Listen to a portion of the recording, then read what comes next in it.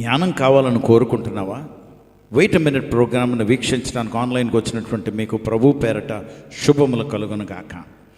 దేవుని బిడ్డలారా, మనము జ్ఞానం కోరుకోవటం అరుదు. నాకు బాగా జ్ఞాపకం, చిన్నప్పుడు నేను వెళ్ళినటువంటి స్కూల్లో వారు జ్ఞానమును గురించి మాట్లాడుతున్నప్పుడు ఒక జ్ఞాని ఉండెను అని సొలొమోను గురించి కథలు చెప్పేవారు. అప్పుడు నేను అనుకునేవాడిని, సొలొమోను అంత జ్ఞానం కావాలి అని అనుకునేవాడిని, సంసోను అంత బలం కావాలి అని అనుకునేవాడిని సంసోను గురించి కథలు చెప్తున్నప్పుడు. అయితే చాలా కాలం తర్వాత, 37 సంవత్సరాల తర్వాత ఈ బలం అంతా ఒకరిలో ఉందని నాకు తెలిసింది. ఆయన్ని నేను రక్షకుడిగా అంగీకరించాను. ఆయన ఎవరు అంటే, యు గెస్ట్ రైట్, యేసుక్రీస్తు వారు. యేసుక్రీస్తు వారిని నా స్వరక్షకుడిగా నేను అంగీకరించిన తర్వాత ఆయనలో ఉన్నవి నాకు ఏంటి, లేకపోతే ఆయన దగ్గర నుండి నేను ఏం పొందుకున్నాను అని కొన్ని సంవత్సరాలు పట్టిందండి నాకు అర్థం అవటానికి. ఎందుకంటే ఎవరు నాతో చెప్పలే. నేనే తడుముకుంటూ బైబిల్ గ్రంథం చదువుకుంటూ ప్రార్థన చేసుకుంటూ నేను గ్రహించాను అని అనటం లేదు, కానీ దేవుడు నాకు బయలుపరిచారు. కనుక కొరింథీయులకు రాసిన మొదటి పత్రిక 1వ అధ్యాయము 24వ వచనము 30వ వచనం కానీ మనం చూస్తే, 24, 30 వచనాలు చూస్తే, క్రీస్తు మనకి జ్ఞానము శక్తి అయి ఉన్నాడు అని 24వ వచనం. క్రీస్తు మనకి జ్ఞానము శక్తి రెండు కూడా ఆయనే. దీంతో పాటు ఇంకా మనకి దేవుడు అనుగ్రహించినవి ఇంకో 3, 30వ వచనంలో ఉంది. ఆయన మనకు నీతి, మనకు పరిశుద్ధత, మనకు విమోచన. దేవునికి మహిమ కలుగునుగాక. 3 విషయాలు మళ్ళా నేను రిపీట్ చేస్తున్నాను. నీతి, మనకి పరిశుద్ధత, మనకి విమోచన.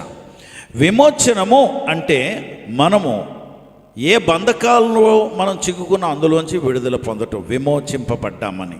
పరిశుద్ధత, పరిశుద్ధత లేకుండా దేవుడికి ఇష్టలుగా ఉండటం అసాధ్యం. బైబిల్ చెప్తుంది. ఎవరైనా రకరకాల మంది రకరకాల ప్రగల్భాలు పలికారు, ప్రేమను గురించి, వాళ్ళు సామర్థ్యతను గురించి, ఇంకా రకరకాలుగా మాట్లాడినారు. కానీ నేను పరిశుద్ధుడిని అని చెప్పిన వాడు ఎవరు అంటే నా ప్రభు తప్పించి ఇంకెవరూ లేరు. ఎందుకంటే ఆయన తలంపుల్లో, ఆలోచనలో, ఉద్దేశాల్లో, ఆయన నివాస స్థలం, ఆయన నామం అన్నీ పరిశుద్ధమైనది. అందుకే దేవదూతలు ఆయన్ను పరిశుద్ధుడు, పరిశుద్ధుడు, పరిశుద్ధుడు అని పొగుడుతున్నారు. Right, okay. నేను పరిశుద్ధుని కనుక మీరును పరిశుద్ధులుగా ఉండుడి అని ఆజ్ఞాపించినటువంటి వాడు. కనుక మనం పరిశుద్ధంగా ఉండాలంటే క్రీస్తు వారిని మనం అంగీకరిస్తే మనకు పరిశుద్ధత అని బైబిల్ చెప్తుంది. హల్లెలూయా.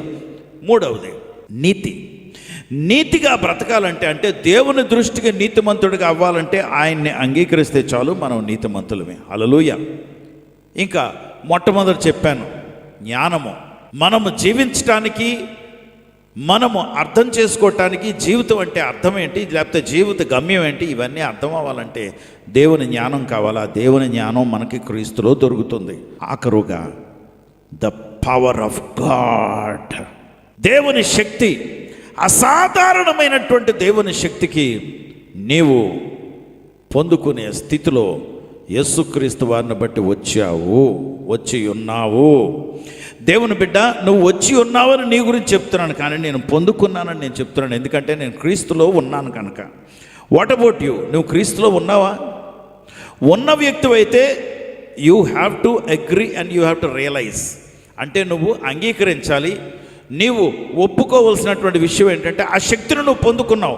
You have the power of God in you now.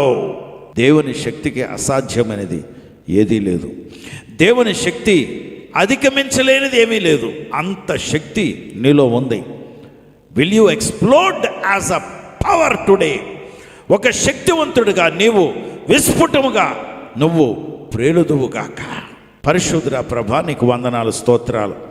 నీలో మాకు నువ్వు అనుగ్రహించినటువంటి గొప్ప భాగ్యము, గొప్ప ఆశీర్వాదాలు, గొప్ప వరములు, నువ్వు అనుగ్రహించినటువంటి జ్ఞానమును బట్టి, శక్తిని బట్టి, నీతిని బట్టి, పరిశుద్ధతను బట్టి, విమోచనమును బట్టి మీకు లెక్కలేని స్తుతులు, స్తోత్రాలు చెల్లిస్తూ మా ప్రభువు రక్షకుడు యేసుక్రీస్తు వారి నామములో ప్రార్థించి వేడుకొంచున్నాము తండ్రి.